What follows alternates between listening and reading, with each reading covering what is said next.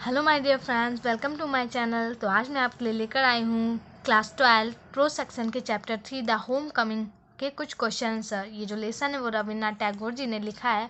तो मैंने इससे पहले कुछ क्वेश्चंस की वीडियो बना दी है, अगर जो आपने वो नहीं देखी है तो प्लीज़ आप उसे जाकर देख लीजिए।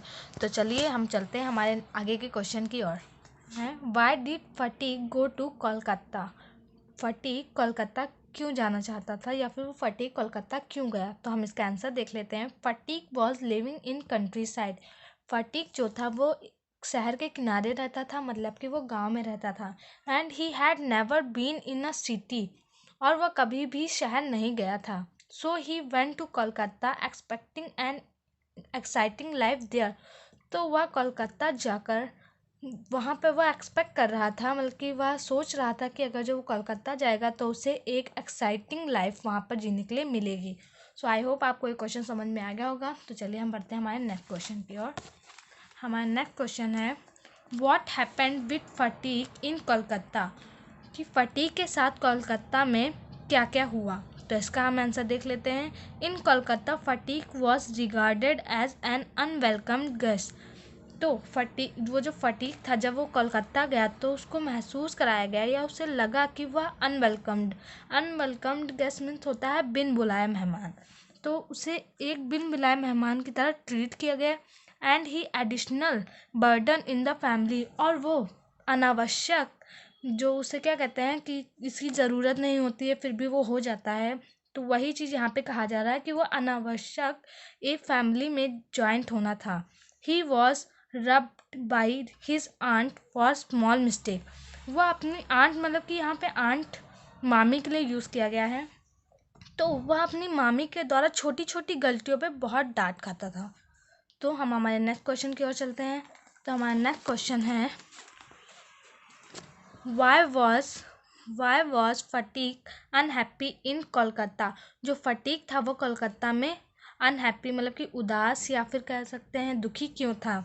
तो इसका आंसर हो जाएगा Phatik was unhappy in Kolkata for he was treated there as an unwelcomed guest. तो जो फटीक था वो वहाँ कोलकाता में दुखी इसलिए था क्योंकि उसके साथ एक बिन बुलाए मेहमान की तरह व्यवहार किया जा रहा था। And he was scolded by his aunt, और वह अपनी ऑन एवरी ओकेशन, वह अपनी मामी के द्वारा सभी ओकेशन मीन्स होता है सभी, मतलब कि उपलक्ष्य कह सकते हैं या सभी घटना या कुछ भी कह सकते हैं। तो वह सभी उपलक्ष्य पर वहाँ पे उसको अपनी मामी के द्वारा डांट खानी पड़ रही थी या फिर बुरा भला सुनना पड़ रहा था। सो हमारा नेक्स्ट क्वेश्चन है what happen to Phatik at school? कि फटीक के साथ स्कूल में क्या हुआ? हैपन मीन्स होना होता है, हैपन मीन्स होता है होना कुछ भी। तो इसका आंसर हो जाएगा Phatik was the most backward boy in his school. जो फटीक था वो बहुत ही पिछली, मतलब कि बहुत ही वीक था अपने स्कूल में। And he was unable to prepare his lesson, और वह अपने पाठ, लेसन मतलब कि पाठ को कंप्लीट या प्रिपेयर करने में भी असक्षम था। So he got beating from the teacher.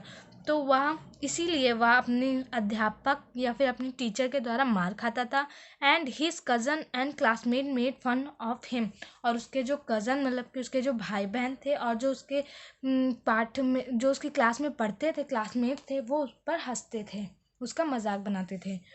हम हमारा नेक्स्ट क्वेश्चन देख लेते हैं why did fatigue run away from school? जो फटीक था वह स्कूल से क्यों भाग गया?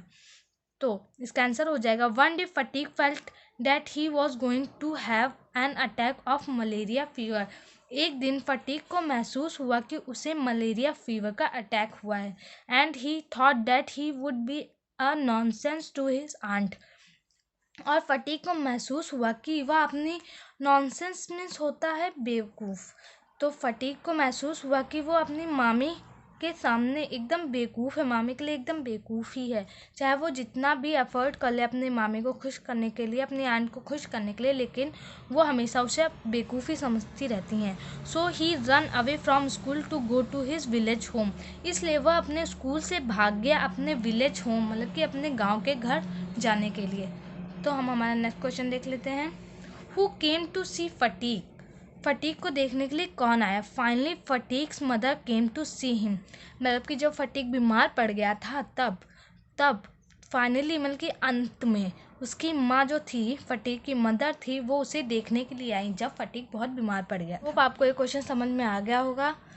तो thank you for watching my video. अगर जो आपको मेरी वीडियो अच्छी लगी हो तो प्लीज़ इसे लाइक करिए, सब्सक्राइब करिए एंड शेयर करिए।